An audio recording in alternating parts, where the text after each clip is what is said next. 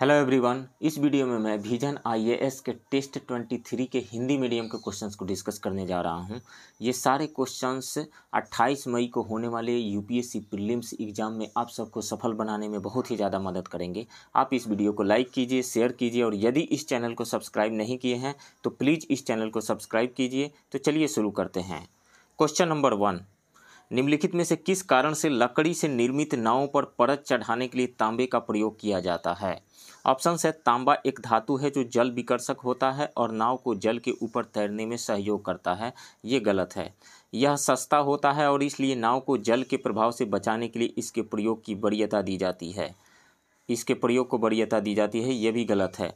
तांबे में जीवाणुरोधी गुण होते हैं जो लकड़ी को समुद्री जीवों से क्षयित होने से बचाते हैं। बिल्कुल, ये सही ऑप्शन है। तांबे में जीवाणुरोधी गुण होते हैं और यह जहाज पर जीवाणु के विकास को रोकता है और उसे कोरोड होने से बचाता है, क्षयित होने से बचाता है। सो राइट ऑप्शन यहाँ पे सी हो जाएगा। तांबा जहाज की यांत्रिक शक्ति को बढ़ा देता है, ऐसी कोई अन्य धातु नहीं कर पाती, ये भी गलत है। नेक्स्ट क्वेश्चन, निम्नलिखित में से कौन से घटक प्रकाश संश्लेषण की प्रक्रिया से संबंधित है? क्लोरोफिल द्वारा प्रकाश ऊर्जा का अवशोषण होता है, ये सही है। प्रकाश ऊर्जा का रासायनिक ऊर्जा में रूपांतरण एवं जल के अणुओं का हाइड्रोजन और ऑक्सीजन में अपघटन होता है, ये भी सही है। कार्बन डाइऑक्साइड का कार्बोहाइड्रेट्स में अपचयन यानी रिडक्शन होता है, ये सही है कि नहीं, ये देखने के लिए हम केमिकल इक्वेशन लिखते हैं इसका। 6CO2 फोटोसिंथेसिस का केमिकल इक्वेशन है 6CO2 प्लस 6H2O। ये रिएक्शन क्लोरोफिल और सनलाइट के प्रेजेंस में होता है। प्रोडक्ट यहाँ से बनता है C6H12O6 प्लस 6O2। तो कार्बन डाइऑक्साइड में कार्बन जो है +4 ऑक्सीडेशन स्टेट में है। +4 ऑक्सीडेशन स्टेट में कैसे निकलेगा? कार्बन का x मान लीजिए और ऑक्सीजन का -2 होता है, तो x - 2 × 2 x - 4 = 0, यानी x = 4। मतलब कार्बन डाइऑक्साइड में कार्बन जो है +4 ऑक्सीडेशन स्टेट में है और ग्लूकोज में कार्बन किस ऑक्सीडेशन स्टेट में है?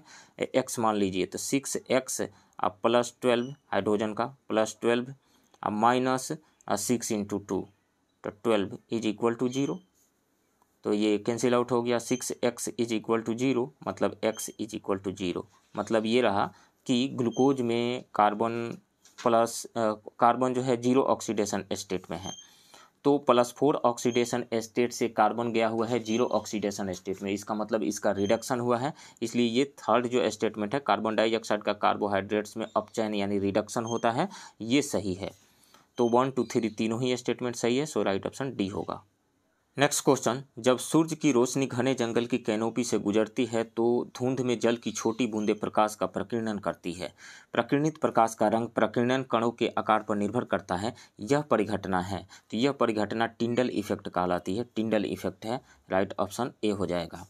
जब किसी कोलॉइड सॉल्यूशन से लाइट को पास कराया जाता है तो लाइट का जो पाथ है वो विजुअल हो जाता है, दिखता है कि लाइट इस रास्ते से होकर के जा रही है, और यही इफेक्ट कहलाता है टिंडल इफेक्ट। टिंडल इफेक्ट होने का कारण ये है कि जो कोलॉइड के पार्टिकल्स हैं लाइट को स्कैटर करते हैं, स्कैटरिंग की वजह से इसका पाथ विजुअल हो जाता है, और घने जंगलों में भी ऐसा ही कुछ होता है। रेले स्कैटरिंग क्या होता है? एटमॉस्फेयर में जो पार्टिकल्स प्रेजेंट है, यदि उनका साइज लाइट के वेवलेंथ से बहुत ही स्मॉलर हो तो वो पार्टिकल्स लाइट को स्कैटर करते हैं, और यही स्कैटरिंग रेले स्कैटरिंग कहलाती है। रेले स्कैटरिंग में कितना अमाउंट स्कैटर होगा लाइट का, वो इन्वर्सली प्रोपोर्शनल होता है वेवलेंथ टू द पावर 4 के। मतलब जो अमाउंट ऑफ लाइट स्कैटर्ड होगा वो इन्वर्सली प्रोपोर्शनल होता है वेवलेंथ ऑफ द लाइट के पावर 4 के, यानी I inversely proportional to lambda to the power 4। Compton effect क्या होता है? जब कोई एक्सरे फोटोन किसी इलेक्ट्रॉन से टकराता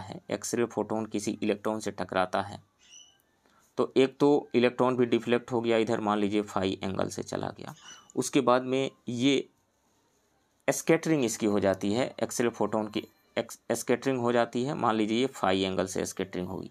तो जो स्कैटर फोटोन है उसका वेवलेंथ इंसिडेंट फोटोन से कम हो जाता है, डिक्रीज हो जाता है। कितना डिक्रीज हो जाता है? Delta lambda is equal to होता है, ये हो जाता है H/mc into 1 minus cos theta, ये फॉर्मूला होता है। H क्या है, प्लांक्स कांस्टेंट है 6.63 इंटू 10⁻34। m rest mass of the electron है, c जो है लाइट का स्पीड है, और कॉस थीटा जो जिस एंगल पे स्कैटर्ड हुआ फोटोन वो है। ये कॉम्पटन का जो ये इफेक्ट था, कॉम्पटन इफेक्ट, कॉम्पटन के द्वारा जो एक्सपेरिमेंट परफॉर्म किया, ये क्लियरली बता दिया कि लाइट जो है पार्टिकल नेचर को शो कर रहा है। फोर्थ ऑप्शन है पूर्ण आंतरिक परावर्तन, टोटल इंटरनल रिफ्लेक्शन क्या होता है।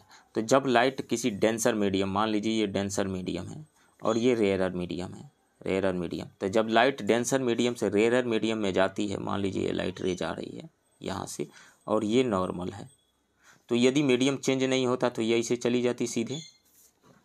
तो चूंकि डेंसर से रेयरर मीडियम में जा रही है, इस कारण से ये नॉर्मल से अवे बेंड करेगी, नॉर्मल से अवे बेंड करेगी। अब एंगल ऑफ इंसिडेंस थोड़ा सा और इंक्रीज करा दीजिए, तो इसका एंगल ऑफ रिफ्लेक्शन और इंक्रीज कर जाएगा। एक टाइम ऐसा आएगा और इंक्रीज कराइए एंगल ऑफ इंसिडेंस को, तो ये इस बाउंड्री के पैरेलल हो जाएगी, इस बाउंड्री के पैरेलल हो जाएगी। तो मतलब एंगल ऑफ इंसिडेंस का वह वैल्यू, जब एंगल ऑफ रिफ्रैक्शन का वैल्यू 90 डिग्री हो जाए, तो वह angle of incidence, critical angle कहलाता है। और क्रिटिकल एंगल से जो ही थोड़ा सा भी ज़्यादा हुआ एंगल ऑफ इंसिडेंस का वैल्यू, तो लाइट जिस मीडियम से गई है उसी मीडियम में लौट करके आ जाएगी, यानी इसका रिफ्लेक्शन हो जाएगा। और इस रिफ्लेक्शन को टोटल इंटरनल रिफ्लेक्शन कहा जाता है। टोटल इंटरनल रिफ्लेक्शन के प्रिंसिपल पर ही ऑप्टिकल फाइबर काम करता है या स्टेथोस्कोप काम करता है। इसमें कोर एंड क्लैडिंग होता है। तो कोर का जो रिफ्रैक्टिव इंडेक्स है, ये डेंसर मीडियम है, ज़्यादा होता है। तो जब लाइट रे यहाँ से कोई सिग्नल हम भेजते हैं, तो अंदर वाला कोर और बाहर वाला क्लैडिंग है, तो इसका टोटल इंटरनल रिफ्लेक्शन हो जाता है। फिर यहाँ पर भी इस सरफेस पे भी टोटल इंटरनल रिफ्लेक्शन, तो TIR के थ्रू ये सिग्नल एक एंड से दूसरे एंड तक पहुँच जाती है। नेक्स्ट क्वेश्चन, निम्नलिखित युग्मों पर विचार कीजिए। इधर विटामिन दिया गया है, कमी से होने वाले रोग दिए गए हैं। विटामिन A की कमी से रतौंधी होती है, नाइट ब्लाइंडनेस, ये सही है। विटामिन D की कमी से एस्कर्बी नहीं, एस्कर्बी जो रोग होता है एस्कॉर्बिक एसिड की कमी से, यानी विटामिन C की कमी से होता है, तो ये गलत है। विटामिन D की कमी से रिकेट्स नाम का रोग होता है। रिकेट्स में क्या होता है, अस्थियाँ जो है यानी हड्डियाँ जो है मुलायम होकर के मुड़ जाती हैं, तो ये गलत है। आयरन की कमी से रक्ताल्पता यानी एनीमिया होता है, ये सही है। आयोडीन की कमी से ग्वाइटर यानी घेंगा होता है, ये भी सही है। तो इसमें से 2 गलत है, 1, 3 और 4 सही करेक्टली मैच्ड हैं, तो केवल 3 युग्म ही सही है। उपयुक्त में से कितने युग्म सही सुमेलित हैं, तो केवल 3, राइट ऑप्शन सी होगा। नेक्स्ट क्वेश्चन, वोल्टमीटर के संदर्भ में निम्नलिखित कथनों पर विचार कीजिए। यह हमेशा श्रेणी के क्रम में उन बिंदुओं से संयोजित होता है जिनके बीच विभवांतर को मापा जाता है, तो ये गलत है। जैसे मान लीजिए कि कोई ये रेसिस्टेंस है और यहाँ पे बैटरी कनेक्टेड है, इससे करंट फ्लो करवाया जा रहा है, तो इसके इंड के बीच में यदि हमें पोटेंशियल डिफरेंस मेजर करना है, तो सीरीज में नहीं कनेक्ट करेंगे वो वोल्टमीटर को, इसको पैरेलल में कनेक्ट करेंगे। यहाँ पे हम कनेक्ट कर देंगे वोल्टमीटर को पैरेलल में, तब जाकर के इसके इंड के बीच में पोटेंशियल डिफरेंस जो है मेजर हो पाएगा। तो ये स्टेटमेंट गलत है। वोल्टमीटर का आंतरिक प्रतिरोध बहुत ही अधिक होता है, बिल्कुल ये सही स्टेटमेंट है। आंतरिक प्रतिरोध अधिक होने की वजह से वोल्टमीटर से हो करके बहुत कम करंट फ्लो होता है, और अधिकांश जो करंट यहाँ से जा रहा है वो इस रेसिस्टेंस के से होकर के फ्लो कर जाता है। इस कारण से इसके इंड के अक्रॉस, इसके इंड के बीच में पोटेंशियल डिफरेंस एक्यूरेसी के साथ मेजर हो पाता है। तो सेकंड स्टेटमेंट सही है, तो केवल 2 सही है, राइट ऑप्शन बी होगा। नेक्स्ट क्वेश्चन, हाल ही में सेबी ने वैकल्पिक निवेश निधियों को क्रेडिट डिफॉल्ट स्वैप्स CDS में प्रतिभाग करने की अनुमति प्रदान की है। इस संदर्भ में क्रेडिट डिफॉल्ट स्वैप यानी CDS के संबंध में निम्नलिखित कथनों पर विचार कीजिए। ऋणदाता किसी ऐसे अन्य निवेशक से CDS खरीदता है जो उधारकर्ता द्वारा ऋण न चुकाए जाने पर प्रतिपूर्ति के लिए सहमत होता है, ये सही है स्टेटमेंट। CDS का उपयोग सट्टेबाजी, हेजिंग या आर्बिट्रेज के रूप में किया जाता है, ये भी सही है। तो दोनों ही स्टेटमेंट सही है, तो सी हो जाएगा 1 और 2, right option C. Next question, enzyme linked immunosorbent assay ELISA के संदर्भ में निम्नलिखित कथनों पर विचार कीजिए। एलिसा परीक्षण करने हेतु एक विशेष एंटीजन के लिए विशिष्टता के साथ कम से कम एक एंटीबॉडी की आवश्यकता होती है। बॉडी में एंटीबॉडी कितना बना है कि नहीं बना है, इसकी जांच करने के लिए एलिसा टेस्ट किया जाता है। तो ये जांच प्रभावी होने के लिए जांच तभी हो सकता है जब कम से कम एक एंटीबॉडी बनी हो बॉडी में। तो ये सही है। इसका उपयोग शरीर के SARS-CoV-2 विषाणु से संक्रमित होने पर प्रतिक्रिया के रूप में विकसित कोविड के एंटीबॉडी का पता लगाने हेतु किया जा सकता है। ये भी सही है स्टेटमेंट। तो 1 और 2 दोनों सही है, राइट ऑप्शन सी होगा। नेक्स्ट क्वेश्चन, बैकलाइट के संदर्भ में निम्नलिखित कथनों में से कौन से सही है? यह एक थर्मोसेटिंग प्लास्टिक का एक रूप है। यह थर्मोसेटिंग प्लास्टिक का एक रूप है, बिल्कुल। ये बैकलाइट जो है एक थर्मोसेटिंग प्लास्टिक है। प्लास्टिक दो तरह के होते हैं, थर्मोप्लास्टिक और थर्मोसेटिंग प्लास्टिक।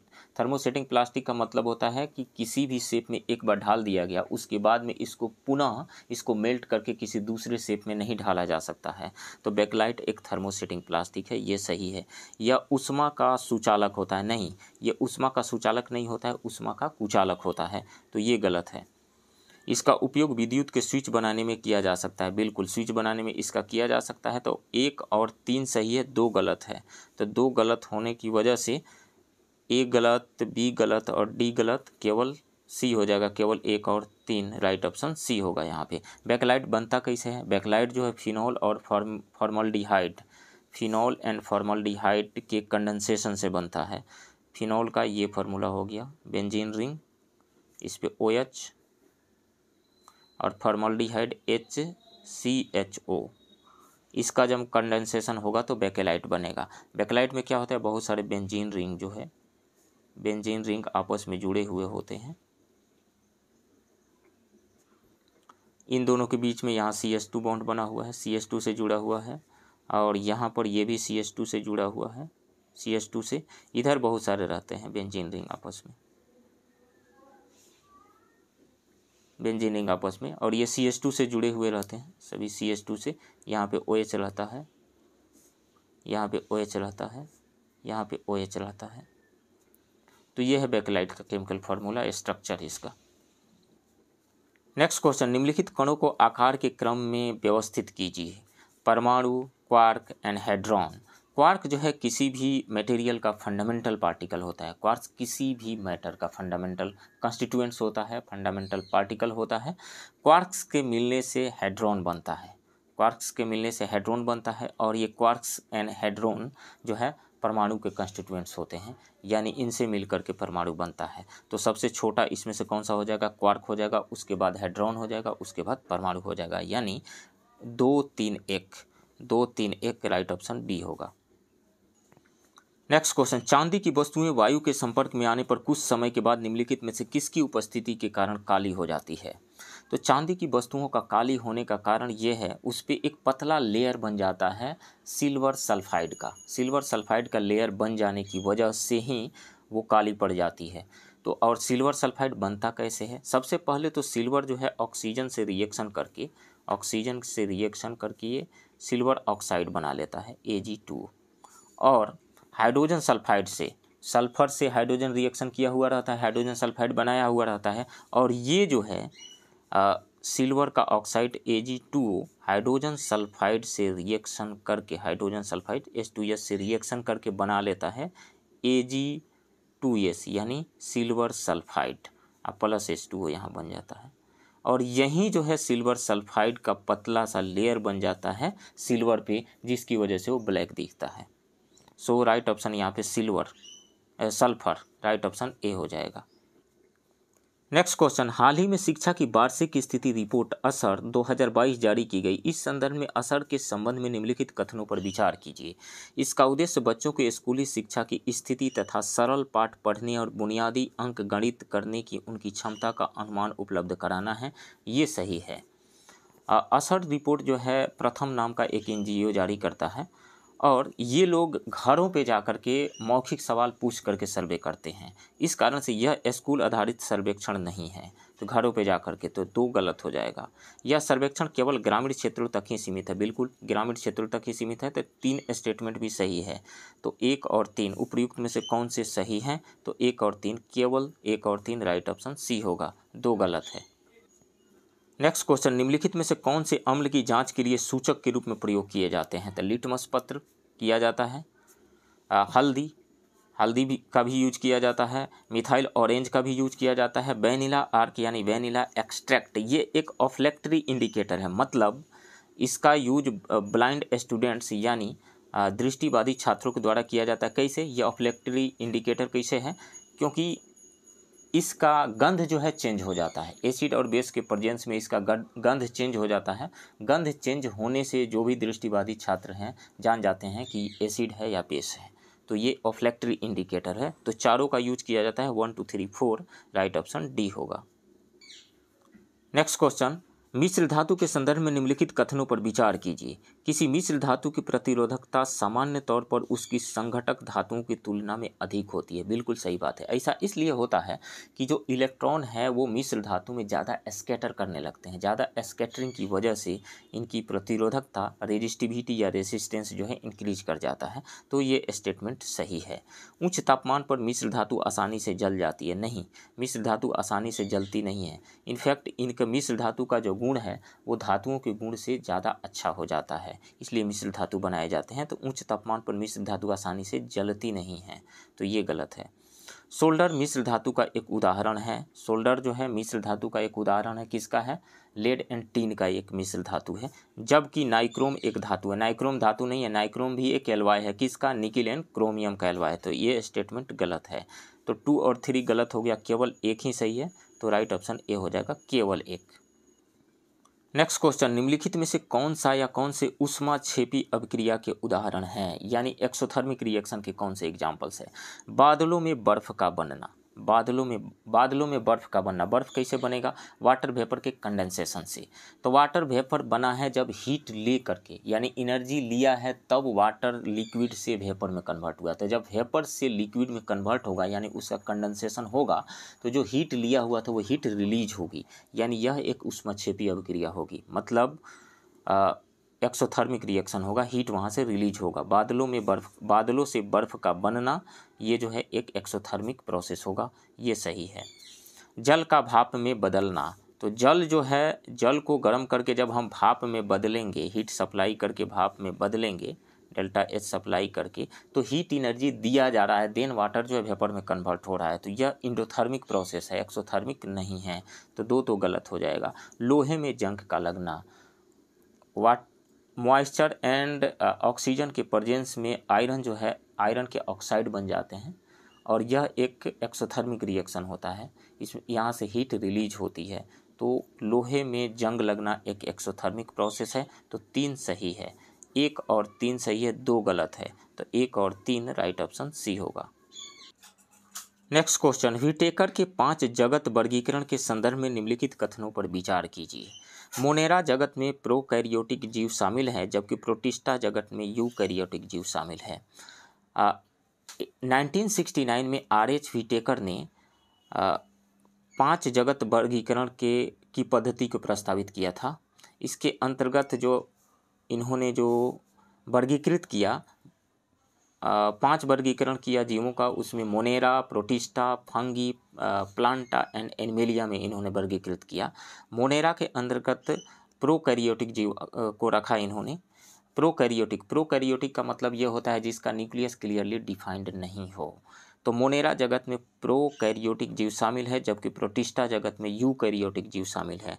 प्रोटिस्टा में बिल्कुल यूकैरियोटिक जीव शामिल होते हैं, मतलब जिनका न्यूक्लियस जो क्लियरली डिफाइंड होता है। तो ये स्टेटमेंट सही है। सिर्फ मोनेरा में ही प्रोकैरियोटिक जीव शामिल होते हैं, प्रोटिस्टा में यूकैरियोटिक, फंगी में भी यूकैरियोटिक, प्लांटा में भी यूकैरियोटिक एंड एनिमेलिया में भी यूकैरियोटिक जीव शामिल होते हैं। सेकंड स्टेटमेंट है, जीवाणु मोनेरा जगत के एकमात्र सदस्य है। जीवाणु मोनेरा जगत का एकमात्र सदस्य है, बिल्कुल ये सही है। तो दोनों स्टेटमेंट सही है, 1 और 2 राइट ऑप्शन सी हो जाएगा। नेक्स्ट क्वेश्चन, विषाणु के संदर्भ में निम्नलिखित कथनों पर विचार कीजिए। सभी विषाणुओं में आरएनए और डीएनए दोनों पाए जाते हैं। ये सभी विषाणु की बात कर रहा है। सभी विषाणु में आरएनए और डीएनए नहीं पाए जाते हैं। बहुत ऐसे विषाणु हैं जिसमें सिर्फ डीएनए पाया जाता है। रेट्रोवायरस जो है सिर्फ उसमें आरएनए पाया जाता है। हाँ, कुछ वायरस हैं जिसमें डीएनए और आरएनए दोनों पाया जाता है, जैसे ल्यूकोवायरस। तो ये स्टेटमेंट गलत है, सभी में नहीं पाया जाता है आरएनए और डीएनए। जीवाणु भोजी यह एक ऐसा विषाणु है जो जीवाणु को संक्रमित करता है। प्रायः एक लड़ी वाले यानी सिंगल स्ट्रैंडेड डीएनए वायरस होता है। नहीं, सिंगल स्ट्रैंडेड नहीं होता है, डबल स्ट्रैंडेड होता है। तो ये गलत है इसमें से। तो इसमें से दोनों ही गलत है, तो न तो एक और न ही दो। राइट ऑप्शन डी होगा। नेक्स्ट क्वेश्चन, पादपों के पोषण में निम्नलिखित में से कौन से सूक्ष्म पोषक तत्व शामिल होते हैं, यानी कौन से माइक्रो न्यूट्रिएंट्स हैं इसमें से? लौह, पोटेशियम, तांबा, जिंक एवं मैग्नीशियम। तो ये 9th क्लास के साइंस में दिया हुआ है। साइंस के जो लास्ट चैप्टर है उसी में दिया गया है। मैं वहाँ का स्क्रीनशॉट दिखाता हूँ। ये रहा 9th क्लास के साइंस से स्क्रीनशॉट। इसमें से माइक्रो न्यूट्रिएंट्स में है nitrogen, phosphorus, potassium, calcium, magnesium and sulphur. और माइक्रो न्यूट्रिएंट्स के अंतर्गत आते हैं iron, manganese, boron, zinc, copper, molybdenum and chlorine. तो इसमें से माइक्रो न्यूट्रिएंट्स है, आयरन तो है माइक्रो न्यूट्रिएंट्स, उसके बाद में कॉपर है, उसके बाद में जिंक है। तो 1, 3 और 4 है। पोटेशियम एंड मैग्नीशियम एक मैक्रो न्यूट्रिएंट्स है। तो इसमें से कौन सा सही हो जाएगा? बी सही हो जाएगा। 1, 3 और 4 राइट ऑप्शन बी होगा। नेक्स्ट क्वेश्चन, हाल ही में भारत के प्रधानमंत्री ने विश्व की सबसे लंबी नदी क्रूज सेवा को हरी झंडी दिखाकर रवाना किया। यह क्रूज निम्नलिखित में से किन के मध्य चलेगी? तो यह क्रूज वाराणसी और असम के डिब्रूगढ़ के बीच में चलेगी। राइट ऑप्शन बी होगा। नेक्स्ट क्वेश्चन, भारत में जातिगत जनगणना के संदर्भ में निम्नलिखित कथनों पर विचार कीजिए। तो बिहार में जातिगत जनगणना करवाया जा रहा है। जनवरी में 7 जनवरी से शुरू किया गया था, इस कारण से ये न्यूज में रहा। तो 1911 की जनगणना से ही जनगणना संबंधी आंकड़ों में जाति को एक पैरामीटर के रूप में शामिल किया गया था। नहीं, ये गलत है। 1872 में से जनगणना कराया जाना शुरू किया गया और 1881 से नियमित जनगणना होना शुरू हुआ। 1881 से लेकर के 1931 तक जातिगत जनगणना कराया जाता रहा। मतलब जनगणना में जातियों की संख्या कितनी है ये शामिल किया जाता रहा था। तो ये गलत है 1931 तक। तो 1911 की जनगणना से ही जनगणना संबंधी आंकड़ों में जाति को एक पैरामीटर के रूप में शामिल किया गया था। ये स्टेटमेंट गलत है। जातिगत जनगणना गृह मंत्रालय के प्रशासनिक नियंत्रण के अधीन है। ये स्टेटमेंट सही है। तो केवल 2 सही है। राइट ऑप्शन बी होगा। नेक्स्ट क्वेश्चन, निम्नलिखित युग्मों पर विचार कीजिए। नेत्र के भाग और उसके कार्य दिए गए हैं। कॉर्निया, नेत्र में प्रवेश करने वाले प्रकाश का अपवर्तन। पुतली का क्या काम है? नेत्र में प्रवेश करने वाले प्रकाश की मात्रा का विनियमन और नियंत्रण करना इसका काम है। रेटिना पे इमेज बनता है। ये तीनों स्टेटमेंट सही है। यहाँ पे तीनों स्टेटमेंट सही है। सो राइट ऑप्शन डी हो जाएगा। कैसे? मैं इमेज दिखाता हूँ आँख का। ये है ह्यूमन आई का फोटो। इसमें यहाँ पे जो है कॉर्निया के थ्रू ही लाइट प्रवेश कर रही है और उसका रिफ्रैक्शन होता है। कॉर्निया के थ्रू रिफ्रैक्शन हो रहा है यहाँ पे। तो कॉर्निया के थ्रू रिफ्रैक्शन हो रहा है और ये वाला जो डार्क जो स्पेस जो यहाँ नज़र आ रहा है ये है आइरिस। और आइरिस के अंदर जो ये ब्लैक स्पॉट दिख रहा है यही रेगुलेट करता है कितना लाइट अंदर जाएगा। इसका रेगुलेशन करता है ये प्यूपिल करता है। तो शुरू का दोनों स्टेटमेंट सही है। तो फर्स्ट जो स्टेटमेंट है, नेत्र में प्रवेश करने वाले प्रकाश का अपवर्तन होता है कॉर्निया से, ये सही है। और नेत्र में प्रवेश करने वाले प्रकाश की मात्रा का विनियमन, रेगुलेशन और कंट्रोल जो होता है वो होता है पुतली से, प्यूपिल से होता है। और रेटिना पे ऑब्जेक्ट का इमेज बनता है। ये जस्ट लाइक एक स्क्रीन है, इस पे इमेज बनता है। रियल इन्वर्टेड इमेज बनता है ऑब्जेक्ट का रेटिना पे। तो तीनों स्टेटमेंट सही है, इसलिए डी होगा। नेक्स्ट क्वेश्चन, निम्नलिखित कथनों पर विचार कीजिए। डीएनए टीके के उच्च तापमान पर स्थिर होते हैं और इसलिए आरएनए टीकों के विपरीत इनका भंडारण आसान होता है। तो डीएनए टीके और आरएनए टीके में क्या अंतर है? आरएनए टीके जो है वायरस के मैसेंजर आरएनए से बनाया जाता है और ये मैसेंजर आरएनए से जो टीका बनाया गया है ये हमारे सेल को बताता है कि जो पैथोजन आया हुआ है उसको ख़त्म करने के लिए उसके अगेंस्ट किस तरीके के प्रोटीन का निर्माण करना है। और डीएनए में क्या होता है? डीएनए में जो है जेनेटिकली अल्टर्ड प्लाज्मिड का यूज किया जाता है जिसमें वायरस के कुछ डीएनए होते हैं। कुछ साइंटिस्ट कम्युनिटी का मानना है कि आरएनए वैक्सीन जो है सेफ़ है। सेफ़ इसलिए है कि ये हमारे डीएनए को प्रभावित नहीं करता है, हमारे सेल के अंदर जो न्यूक्लियस है उसके अंदर ये इंटर नहीं करता है, डीएनए को प्रभावित नहीं करता है, इस कारण से ये सेफ़ है। लेकिन आरएनए वैक्सीन का डिसएडवांटेज यह है कि आरएनए डिग्रेडेशन का रिस्क होता है और इसके सेफ्टी के लिए और कार्य करने की इस पे ज़रूरत है। वहीं इसके उल्टा डीएनए वैक्सीन का बनाना आसान है, इस पे बहुत सारे रिसर्च हो चुके हैं। तो डीएनए वैक्सीन का बनाना आसान है, इनका भंडारण आसान है, इस कारण से ये स्टेटमेंट 1 सही है। डीएनए टीके उच्च तापमान पर स्थिर होते हैं और इसलिए आरएनए टीकों के विपरीत इनका भंडारण आसान होता है, तो ये सही है। रूम टेम्परेचर पे इनको स्टोर किया जा सकता है, ये अच्छे से काम करते हैं। स्टेटमेंट 1 सही है। आरएनए टीकों के विपरीत डीएनए टीके एक बार इंजेक्ट किए जाने के बाद कोशिका की प्राकृतिक आनुवंशिक सामग्री को नहीं बदल सकते हैं। आरएनए टीकों के विपरीत नहीं, डीएनए टीके एक बार इंजेक्ट किए जाने के बाद कोशिका की प्राकृतिक आनुवंशिक सामग्री को नहीं बदल सकते हैं। डीएनए टीके डीएनए वैक्सीन ऐसा कर सकते हैं, आरएनए वैक्सीन जो है ऐसा नहीं करते हैं। डीएनए में कोई चेंज नहीं लाते हैं, ये न्यूक्लियस के अंदर नहीं जा पाते हैं।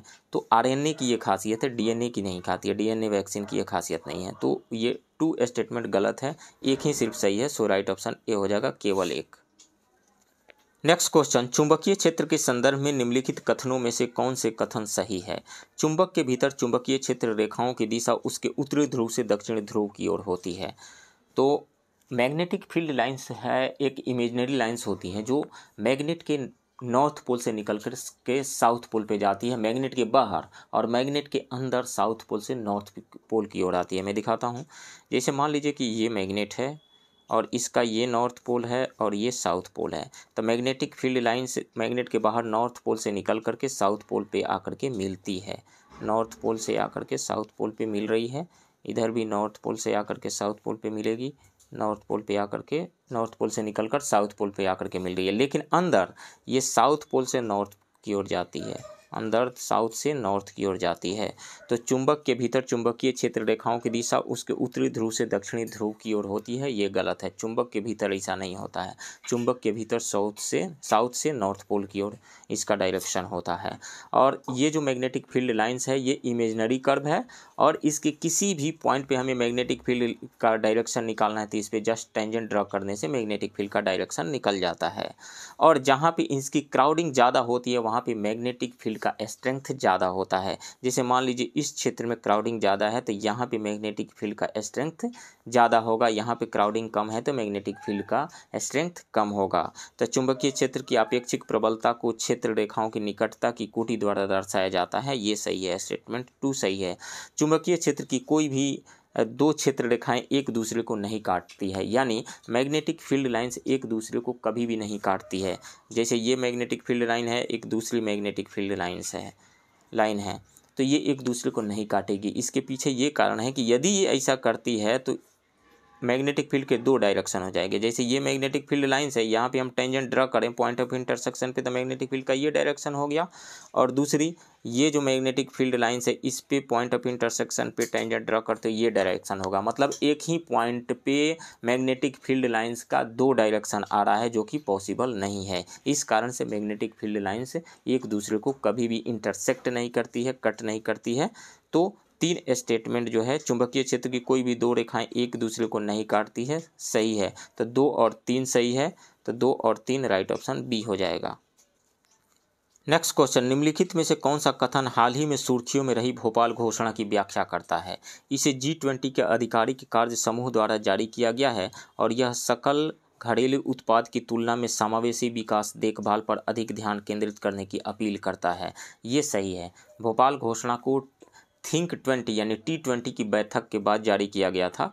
थिंक 20 यानी T20 G20 का एक आधिकारिक कार्य समूह है जो दुनिया भर के प्रमुख थिंक टैंकों और अनुसंधान केंद्रों को एक साथ लाता है। भोपाल घोषणा में G20 सतत विकास लक्ष्यों को प्राप्त करने में स्थानीयकरण के महत्व को स्वीकार किया गया है। सो ये स्टेटमेंट सही है। यह आसियान भारत संवाद संबंधों की 25वीं वर्षगांठ को चिन्हित करता है और इसके अंतर्गत समुद्री क्षेत्र में सहयोग पर ध्यान केंद्रित किया गया है, ये गलत है।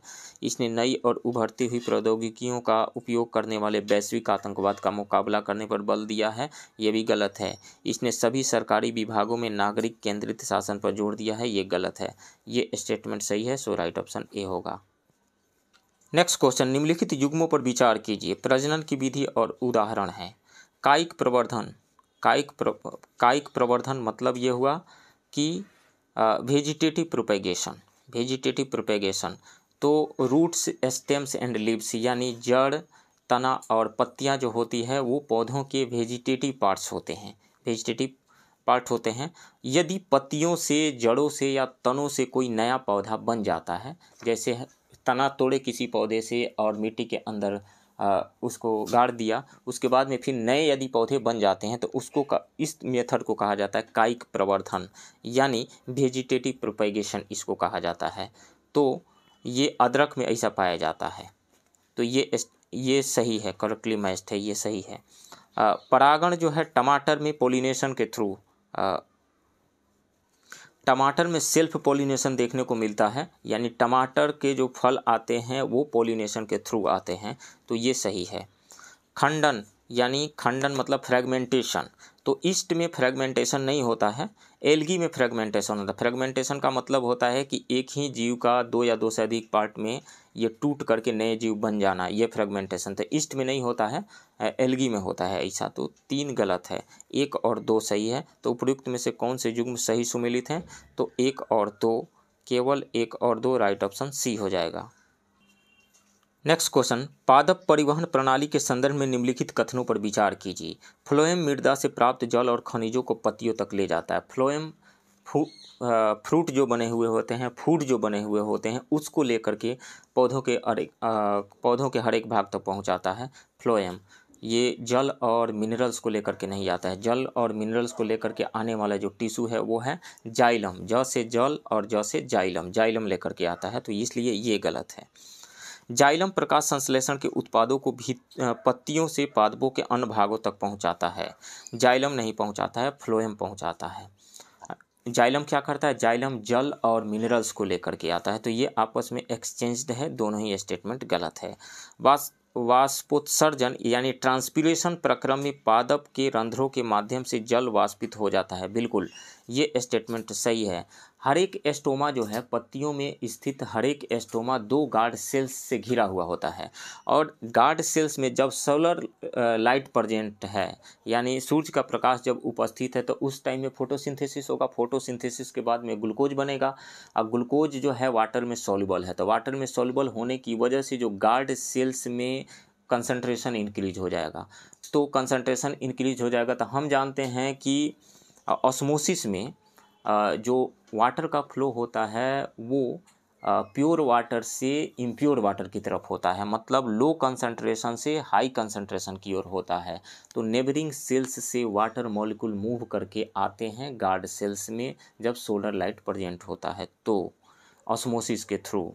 इस कारण से ये रंध्र जो है यानी एस्टोमेटा जो है खुला हुआ रहता है, ओपन रहता है। और वहीं जब सोलर लाइट प्रेजेंट नहीं रहता है तो उस टाइम में फोटोसिंथेसिस नहीं होता है, और जो ग्लूकोज अणु जो है, ग्लूकोज मॉलिक्यूल्स रहते हैं, वो स्टार्च में बदल जाते हैं, और स्टार्च वाटर में इनसॉल्युबल होता है। वाटर में इनसॉल्युबल होने की वजह से गार्ड सेल के अंदर कंसंट्रेशन जो है वो कम हो जाता है। तो गार्ड सेल के अंदर कंसंट्रेशन कम होने की वजह से वाटर मॉलिक्यूल अब कहाँ से मूव करेंगे? गार्ड सेल से नेबरिंग सेल्स की तरफ जाएंगे। तो इस कारण से एस्टोमेटा यानी रंध्र जो है बंद हो जाता है। तो इसमें से कौन सा सही है? इसमें से ओनली 3 सही है, तो राइट ऑप्शन डी हो जाएगा, केवल 3। सॉरी, उपयुक्त में से कौन से सही नहीं है? सही नहीं वाला हमें चुनना है, तो 1 और 2 सही नहीं है, डी तो सही है। मतलब 3 तो सही है, तो इसलिए ये ऑप्शन सही नहीं होगा। सही नहीं है वो हमें ऑप्शन चुनना है, तो 1 और 2 सही नहीं है, सो राइट ऑप्शन ए होगा। नेक्स्ट क्वेश्चन, निम्नलिखित में से कौन सा अपरमाणुक कण किसी तत्व के रासायनिक गुणों को निर्धारित करता है? यानी कौन सा सब एटॉमिक पार्टिकल्स जो है रासायनिक गुण को निर्धारित करता है? इसमें ऑप्शन है संयोजकता इलेक्ट्रॉन, क्रोड इलेक्ट्रॉन, प्रोटॉन एवं न्यूट्रॉन। तो किसी भी एटम का केमिकल गुण जो है उसके वैलेंस इलेक्ट्रॉन पे डिपेंड करता है।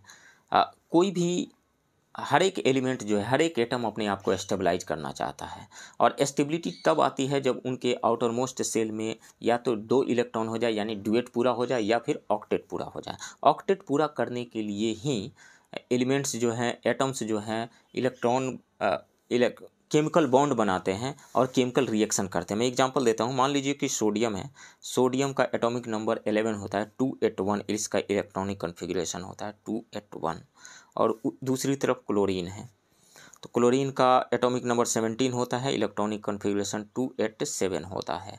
सोडियम का के वैलेंस सेल में 1 इलेक्ट्रॉन है, यदि एक इसके वैलेंस सेल में 7 इलेक्ट्रॉन बाहर से आ जाए, या फिर ये जो इलेक्ट्रॉन है निकल करके कहीं दूसरे के पास चला जाए, तो इसका ऑक्टेट पूरा हो जाएगा और ये स्टेबलाइज हो जाएगा। बाहर से 7 इलेक्ट्रॉन आना पॉसिबल नहीं है, क्योंकि इसको 7 इलेक्ट्रॉन कोई देगा नहीं, तो ये क्या करेगा, 1 इलेक्ट्रॉन लूज करके अपना ऑक्टेट पूरा करने की कोशिश करेगा। उसी तरीक़ा से या तो 7 इलेक्ट्रॉन क्लोरीन दूसरे को दे दे, या 1 इलेक्ट्रॉन दूसरे से ले ले, तो सूटेबल इसके लिए यही होगा कि 1 इलेक्ट्रॉन ये दूसरे से ले करके अपना ऑक्टेट पूरा कर ले।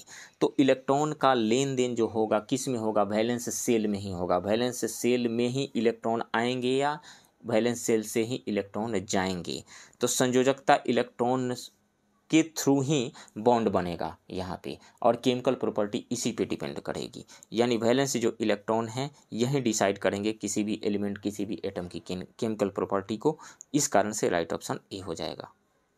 नेक्स्ट क्वेश्चन, 3D प्रिंटिंग और 4D प्रिंटिंग के संदर्भ में निम्नलिखित कथनों पर विचार कीजिए। 3D प्रिंटिंग में नीचे से ऊपर तक परत दर परत 2D संरचना की पुनरावृत्ति होती है, ये सही है स्टेटमेंट। 4D प्रिंटिंग मुद्रित वस्तुओं को समय के साथ स्वरूप या काज परिवर्तित करने की क्षमता प्रदान करता है, यही सबसे बड़ा डिफरेंस है 3D प्रिंटिंग और 4D प्रिंटिंग में। 3D प्रिंटिंग में जो मुद्रित वस्तुएं हैं उनका स्वरूप या कार्य जो है परिवर्तित नहीं हो सकता है, लेकिन 4D प्रिंटिंग में स्वरूप और कार्य यानी शेप बदल सकता है, फंक्शन भी बदल सकता है, कार्य भी बदल सकता है। तो ये भी स्टेटमेंट सही है, तो 1 और 2 राइट ऑप्शन सी होगा। नेक्स्ट क्वेश्चन, मैगेलेनिक क्लाउड के संदर्भ में निम्नलिखित कथनों पर विचार कीजिए। ये दक्षिणी गोलार्ध में नग्न आंखों से देखे जा सकते हैं। मैगेलेनिक क्लाउड दक्षिणी गोलार्ध में नग्न आंखों से देखे जा सकते हैं, लेकिन उन्हें उत्तरी अक्षांशों में नग्न आंखों से नहीं देखा जा सकता है, इसलिए ये स्टेटमेंट सही है। ये मिल्की वे आकाशगंगा का भाग है। मिल्की वे में कई अनुषंगी आकाशगंगाएं हैं, लेकिन उनमें सबसे बड़ी मैगेलेनिक क्लाउड है। 20वीं शताब्दी की शुरुआत में मैगेलेनिक क्लाउड की पहचान मिल्की वे आकाशगंगा के सहयोगी पिंडों के रूप में की गई थी, जब अमेरिकी खगोल शास्त्री एडविन हबल ने यह खोजा कि और भी आकाशगंगाएं हैं। इससे यह स्पष्ट हो गया कि मैगेलेनिक क्लाउड की अलग प्रणाली होनी चाहिए, अलग प्रणाली है, इसलिए ये स्टेटमेंट जो है गलत है, 2 स्टेटमेंट गलत है। ये अत्यधिक सक्रिय तारकीय संरचना और इसके क्रमिक विकास के अध्ययन हेतु प्रयोगशालाओं के रूप में कार्य करते हैं, ये स्टेटमेंट सही है। 2 जो है गलत है, 1 और 3 सही है, तो बी हो जाएगा केवल 1 और 3, right option B. Next question, निम्नलिखित में से कौन सा पादप हार्मोन सामान्य पादप वृद्धि और पादप उपापचय के निरोधक हार्मोन के रूप में कार्य करता है? तो यदि साइटोकाइनिन की बात करें, जिबरेलिन्स की बात करें, ऑक्सिन्स की बात करें, तो ये तीनों जो है प्लांट ग्रोथ प्रोमोटर्स कहे जाते हैं, प्लांट ग्रोथ प्रमोटर्स कहे जाते हैं। प्लांट के ग्रोथ को प्रमोट करते हैं, और इनके ये जो है प्लांट ग्रोथ को प्रमोट कैसे करते हैं, जैसे इनकी एक्टिविटी में शामिल होता है cell division, cell enlargement, pattern formation, tropic growth, flowering, fruiting and seed formation इसमें शामिल होता है। इस कारण से ये हैं प्लांट ग्रोथ प्रमोटर्स हैं।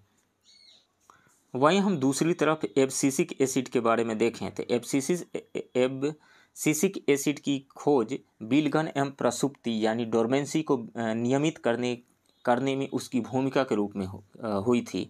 हालांकि अन्य दूसरे पीजीआर यानी प्लांट ग्रोथ रेगुलेटर्स की भांति यह भी पादप वृद्धि एवं परिवर्धन में व्यापक प्रभाव डालता है। हालांकि यह एक सामान्य पादप वृद्धि तथा पादप उपापचय के निरोधक के रूप में कार्य करता है। तो इस कारण से ऑप्शन ए सही हो जाएगा, एब्सिसिक एसिड। नेक्स्ट क्वेश्चन, निम्न में से किस कारण से प्रेशर कुकर में खाद्य पदार्थ जल्दी पक जाता है? कुकर से ऊष्मा बाहर नहीं निकल पाती? नहीं।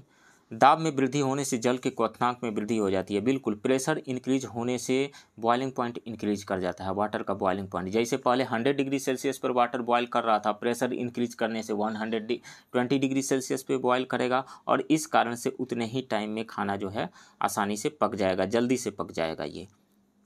सो राइट ऑप्शन जो होगा यहाँ पे बी होगा।